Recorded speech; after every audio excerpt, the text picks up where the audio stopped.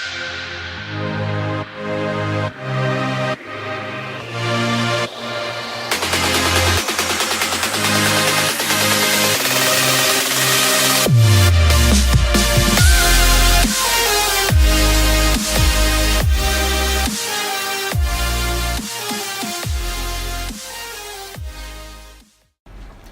everyone, welcome to Grow Your Future with Luxland. I am Zah, the CEO of Luxland. I am joined today by my usual co-host, Jade, Mark. How are we? Hello. We're at the away ground today. Yeah, we're excited. We've got a very, very special guest on, and they say that there should be three most important women in your life, and my first one is my wife Jade. My second one is my mother, and my third one is Sarah. Aww, that's so nice. Did everyone hear that? Salon manager of 266.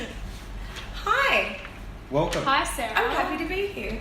It's a good little environment as well. It's different for us. She's not just happy, she's pumped. I'm pumped. I'm actually really excited. She didn't sleep last night. She told me. She was like, I'm so excited today to talk to everyone and to reveal to everyone. You even put makeup on. For what? No. Welcome.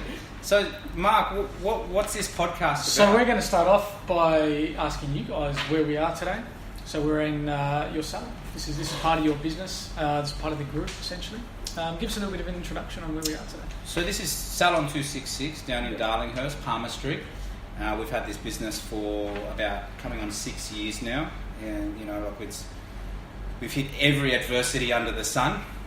It's been a tough ride, and Sarah's been with us for the last 2 years. Yeah. 2 and a bit years now, is it? Almost my second birthday. Yeah, and the progression that I've seen in this woman in the last 2 years is amazing.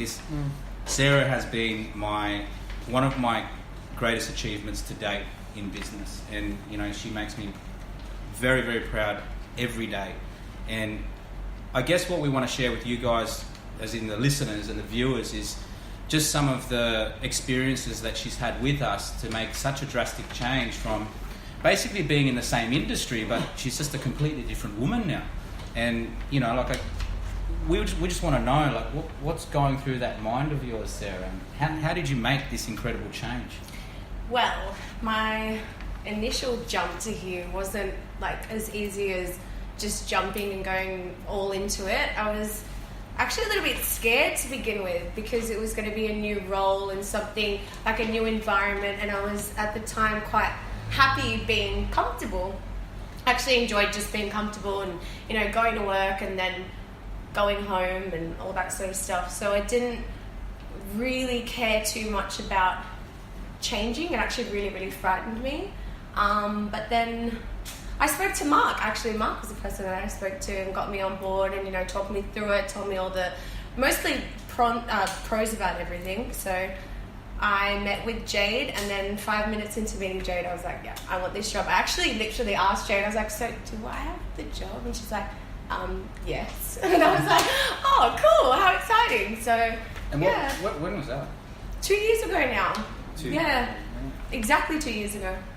So, what's happened in the last 2 years? So you took the job, you were still in the hair industry.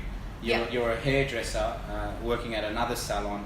Yep. You weren't happy. You found yourself getting a bit stale. Then now you are a hairdresser extraordinaire, right? Yeah. Like you really have embraced our business. You've taken full ownership of it. Like how did in 2 years you've just flipped that around?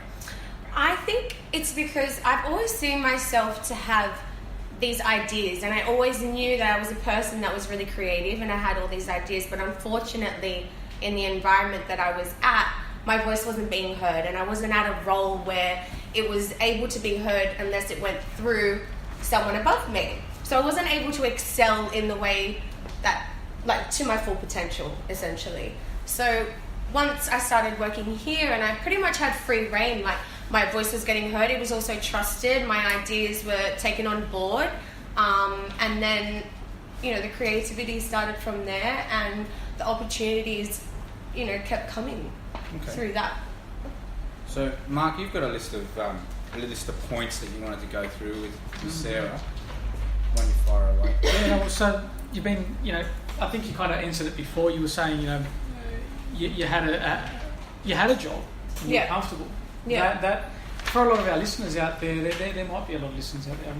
I can't tell you right now, but there are a lot of people that want to make that change from just an everyday worker doing what they got themselves into to owning that industry and being that person that they get looked up to. That's kind of like you now. You've stepped up, and I said it to you the other day. I didn't mention it to you guys, but Sarah, I feel as though she's the Leonardo DiCaprio of hairdressing, because she's always recognised and probably the best out there, but doesn't have the awards to show. And that's fine, because you know what? Look at the results she produces in regards to making people happy and stuff like that.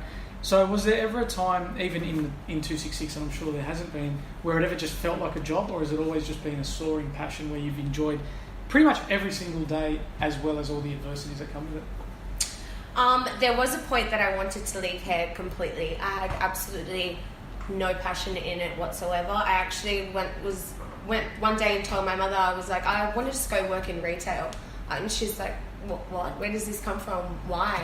And I think it was because of the types of clientele that I was doing at the time. I wasn't in an area where I could excel in the things that I was better at. So my love is like in hair extensions and young girls and styling and all that sort of stuff. And I was in an area where it was like an older clientele that didn't like change. It was always the same thing week in, week out, and I wasn't able to be creative. So it got really stale for me, and the places that I was at prior to that weren't really big on social media. They weren't really big on exposing their brand. And for me, that's all I wanted to do, was like take a brand to the next level. So you felt like you were being held back. Exactly. Because what you've just mentioned there and what we do at 266 here is the complete opposite. Correct. Right? We encourage you to promote the brand and your own personal brand, So all of those things you're talking about now is what we do at 266. It's completely different. So in the last 2 years, you've basically gone from one job that is restricting you from doing something, right? And it's like you've gone to a new industry. Correct. Because where we are now, and this is for all of you listeners out there, no matter what you do, if you're considered an expert in your field, you are your own business, you are your own brand, and that's what you've created. And you've modelled the successes of Jade, and you've modelled the successes of me, and you've really embraced your industry, and everybody knows you as the expert now. And I guess, where is that going to take us? You know what I mean? In the future, if we're progressing at such a rapid rate after 2 years, what's going to happen after, say, 5-10 years? What's the vision from there? Well, I think it works as well because we all think alike. We all think big. Like every single one in this room thinks big, so we don't feel stupid about thinking big, and we're always thinking of new ideas, and that's why it works. Yeah. Like we have a really, really strong team. Even with the girls in the salon, same thing. We're all really excited about social media. We're excited about the same thing. So it works, and it will allow our brand to grow because we're constantly thinking of new ideas to be better than the rest. It makes it really exciting, for us to keep thinking of new ideas, to grow the brand. And what happens is that I know with Luxland and all of my other businesses is when you're constantly thinking of new ideas to grow a brand, you actually get so excited going to work. Even if your expenses are far outweighing your income, right? And you're not making as much money as you want, or your business isn't as big as you want, or your following isn't as big as you'd like it to be.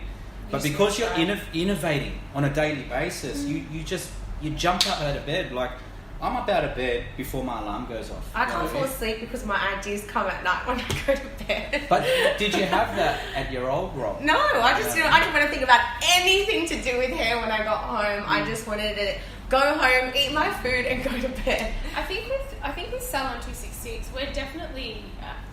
I firmly believe that we're changing the way that the hair industry. What does hair mean to people? How does it make them feel? How important is it to the everyday Australian or whoever it is? And I think one of the things that we're really proud of is that we've built our business off the back of social media purely alone. So, and with that comes a lot of individual fame on social media, especially for you and your team, Sarah.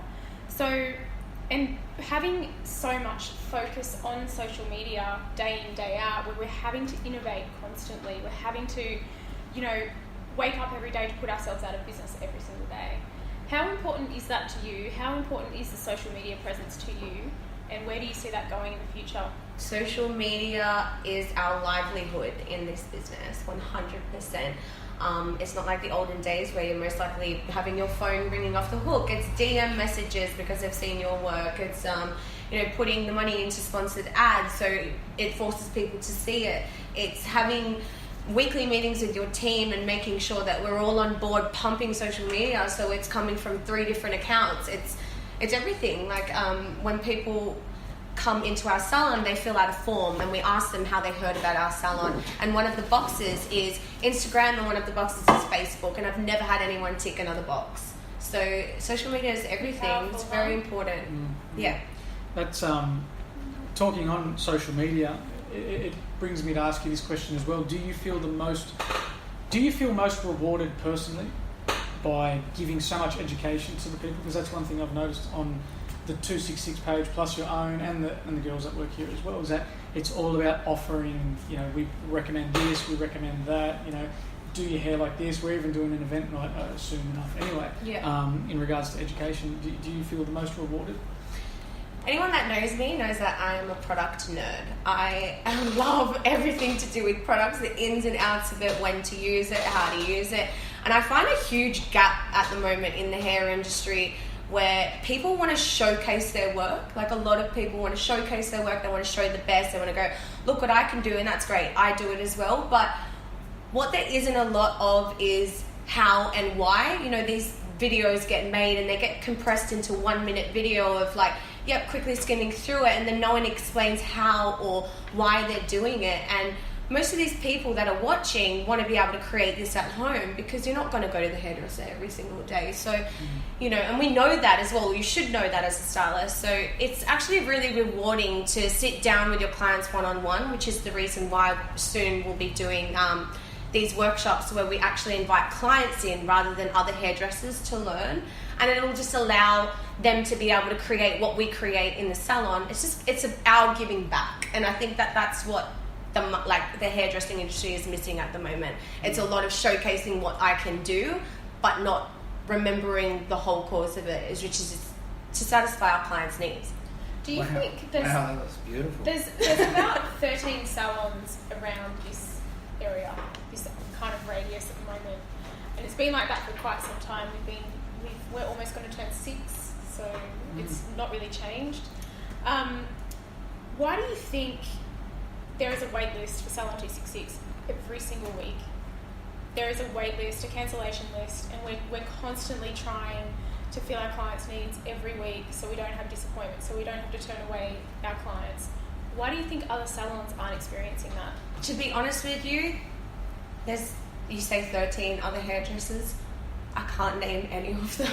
I'll tell you why. They don't pop up on my social media. Obviously, I don't see them. And unfortunately, in areas now such as this, when people ask, is it a competition to you to have so many other salons surrounding you? Well, no, it's not. We're not in a shopping centre where everyone's fighting for one another's business of foot traffic. We don't have the luxury of foot traffic here. We've got to outsource our clients, and we need to give them an experience like no other so that they return. So social media, yes, will bring in the customers, but it is the employees that make them stay, basically. So it's all about relationships, isn't it? Yeah. Because at the end of the day, you can get a lot of this work at a lot of other salons, because a lot of those other salons are actually quite good. That's right.